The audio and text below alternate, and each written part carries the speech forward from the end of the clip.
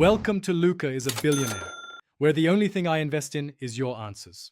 You begin by preparing a confined environment so dependencies do not leak. Create a venv and activate it. Install Python 3.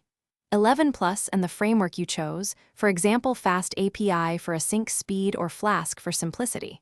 Once done, scaffold routes, a basic app factory, and a requirements file. Make sure to initialize Git now and commit your working scaffold. This saves time and gives you a rollback point. You will iterate from this reproducible baseline. You now implement the core. Define your endpoints and data contracts, because clear contracts prevent rework. Connect an ORM like SQL Alchemy and create migrations with Alembic so schema changes are versioned. Once data is reliable, add caching with Redis and background processing via Celery or RQ to keep requests fast. Make sure to add authentication using JWT or OAuth2 and centralize config. Then write tests that exercise main flows.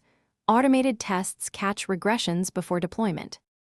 You finalize by containerizing the app and wiring up continuous integration so builds are repeatable, push images to a registry and deploy with health checks. Once live, add structured logging, metrics, and alerts so you know when performance slips. Run load tests and configure graceful shutdowns to avoid losing requests. If something breaks, check the app logs and trace the request path. Correlate request ID across services to isolate the failing component quickly, then roll back if needed. Thanks for watching and please subscribe. It's the best investment you'll ever make.